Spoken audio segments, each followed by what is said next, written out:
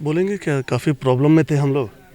और जब से पता चला कि यहाँ पे टाइगर आया हुआ है तो हम लोगों ने तो वन विभाग को भी किया, डिस्ट्रिक्ट एडमिनिस्ट्रेशन को भी खबर दे के रखा था और उनकी टीमें काम भी कर रही थी, पर ये पकड़ में नहीं आ रहा था। और आस पड़ोस में 2-3 बकरियों को भी, 4 बकरियां तक मार चुका है। तो कामझरी बंद करके रखा होता, आदमी को दूसरी जगह ले जाना पड़ा। इस डिवीज़न को तो मतलब एकदम खाली छोड़ के रखा हुआ था, सिर्फ फॉरेस्ट टीम और डिस्ट्रिक्ट एडमिनिस्ट्रेशन टीम वही लोग घूम रहे थे। पर अब ये पकड़ में आ गया तो काफ़ी रिलीफ मिलेगा हम लोगों को। कल से फिर काम स्टार्ट हो जाएगा सर? हाँ, कल से अब स्टार्ट करें, नॉर्मल कामझारी में आने का कोशिश करेंगे अभी। तो कितना दिन बंद रहा सर घर में? पिछले 10 तारीख से बंद है यहाँ पे कामझारी। 10 तारीख इस डिवीज़न के अंदर पिछले 10 तारीख से बंद, काम एकदम बंद कर, मतलब बिल्कुल मूवमेंट बंद कर रखा है। कोई अंदर नहीं आएगा, कोई बाहर नहीं जाएगा।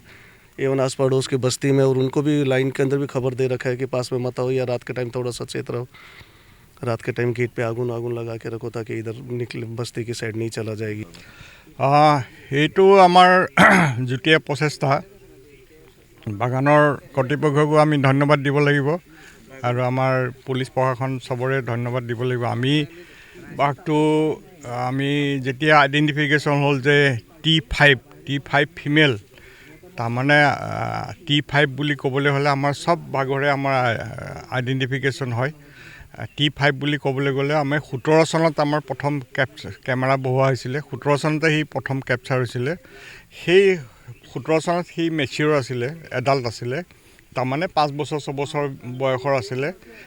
তাৰপিছত আকৌ আমি এতিয়া 25লৈকে তাক পাই আছিলোঁ।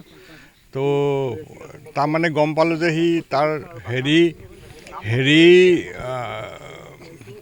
তাৰমানে 14 বছৰ প্লাছ হ'ব, সি মানে বুঢ়ী হৈ গৈছে। সেইটো কাৰণে সি স্বীকাৰ কৰিব নোৱাৰি। এই সৰু সৰু এতিয়া ছাগলী ইয়াত লাষ্ট আজি যিকেইদিন থাকিলে সেইকেইদিন সিহঁতে খালি ছাগলীয়ে মাৰি থাকিলে, সৰু সৰু ছাগলী। এতিয়া 4টা ছাগলী মাৰিলে মুঠতে। তাৰপিছত আজি ফাইনেলি আমি তাক কেপচাৰ কৰিব পাৰিলোঁ। ভাবোঁ আমি তাক এতিয়া চিৰিয়াখানা লৈ গৈ তাৰ স্বাস্থ্য পৰীক্ষা কৰাই, যদি সি সুস্থ বুলি ভাবোঁ আমি আকৌ ওৰাঙলৈ উভতাই লৈ আহিম। যদি ভাবোঁ যে তাৰ স্বাস্থ্যটো ইমান হেৰি নহয়, তেতিয়াহ'লে আমি চিৰিয়াখানাতে ৰাখি তাৰ উন্নত চিকিৎসাৰ ব্যৱস্থা কৰিম।